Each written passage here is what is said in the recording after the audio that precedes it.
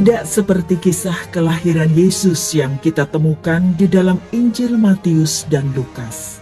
Perikop dari kitab terakhir Alkitab ini memberikan wawasan yang unik mengenai kelahiran Kristus.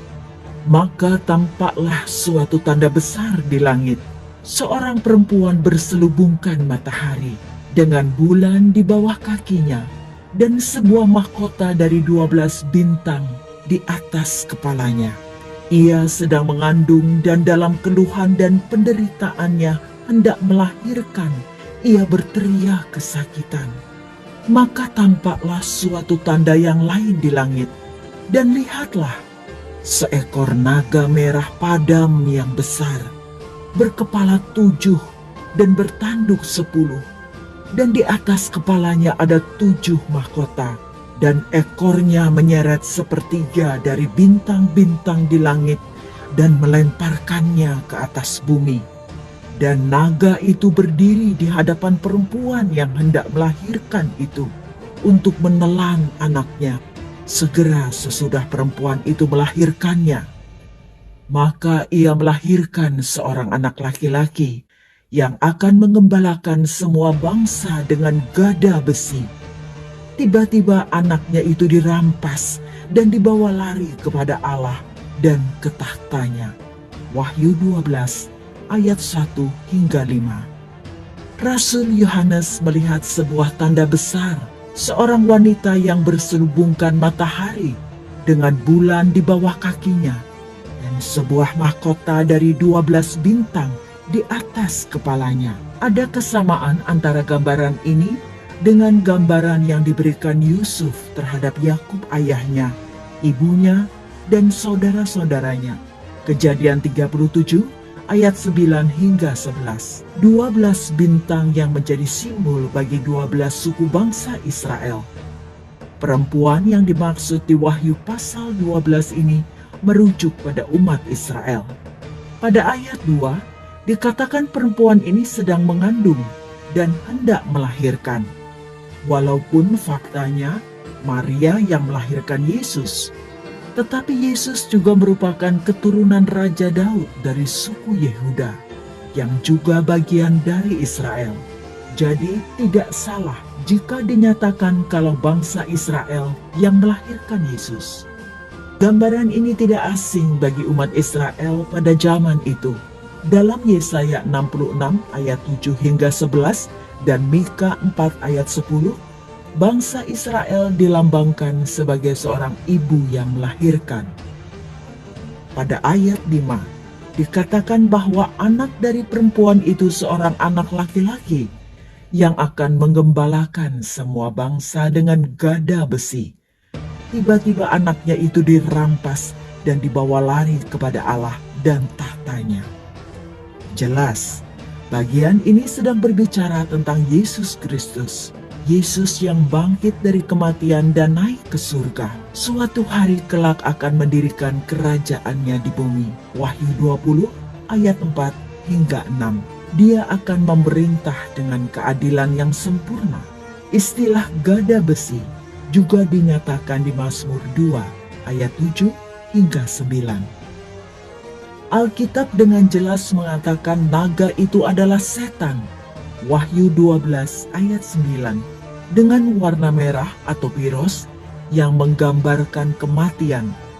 Lihat penunggang kedua dalam Wahyu 6 ayat 4 dan fakta bahwa iblis adalah seorang pembunuh. Yohanes 8 ayat 44. Sementara beberapa orang mencoba untuk berargumen bahwa bintang-bintang yang diseret oleh ekor naga mewakili sesuatu selain malaikat. Tetapi Wahyu 12 ayat 9 dan Daniel 8 ayat 10 dengan jelas menunjukkan bahwa ini adalah anggota dari pasukan malaikat yang memberontak. Secara harafiah, sepertiga dari pasukan malaikat mengikuti setan dalam pemberontakannya melawan Tuhan dan sekarang beroperasi melawan Kristus. Iblis telah selamanya berusaha untuk membunuh Yesus. Di sini, di dalam Wahyu, Yohanes menunjukkan kepada pembacanya gambaran pertempuran antara wanita dan iblis, yang merupakan kilas balik ke awal sejarah manusia, di mana Allah berbicara kepada wanita dan ular.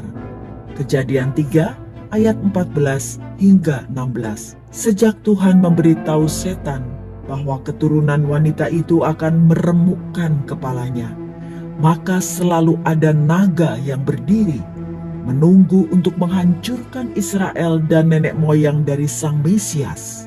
Dalam kisah Natal Matius, kita melihat hanya satu upaya kampanye Herodes yang diilhami setan untuk membunuh semua anak laki-laki. Matius 2 ayat 16. Tetapi ada banyak upaya lain yang dilakukan oleh iblis untuk menghentikan Yesus datang dan memenuhi misinya.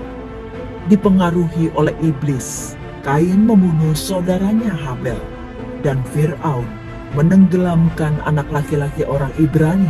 Keluaran 1 ayat 22. Dikuasai roh jahat, Saul melemparkan tombaknya ke arah Daud. 1 Samuel 18 ayat 11. Dan Haman merencanakan untuk memusnahkan orang-orang Yahudi yang tinggal di Persia. Ester bab 3. Pada satu titik, garis keturunan Mesias tersisa hanya pada seorang anak laki-laki. 2 Raja-Raja 11 ayat 1 hingga 3. Namun semua pekerjaan iblis terbukti tidak membuahkan hasil, karena Yesus Kristus telah menaklukkan naga melalui kelahiran, kehidupan, dan kenaikannya.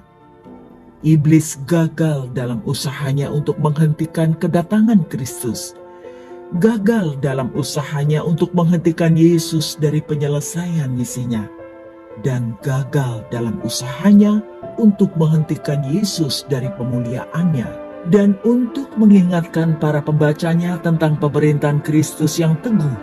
3 kali dalam Wahyu, Yohanes mengutip kata-kata dari Mazmur 2 ayat 9.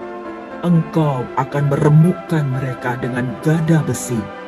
Wahyu 2 ayat 27, 12 ayat 5, dan 19 ayat 15.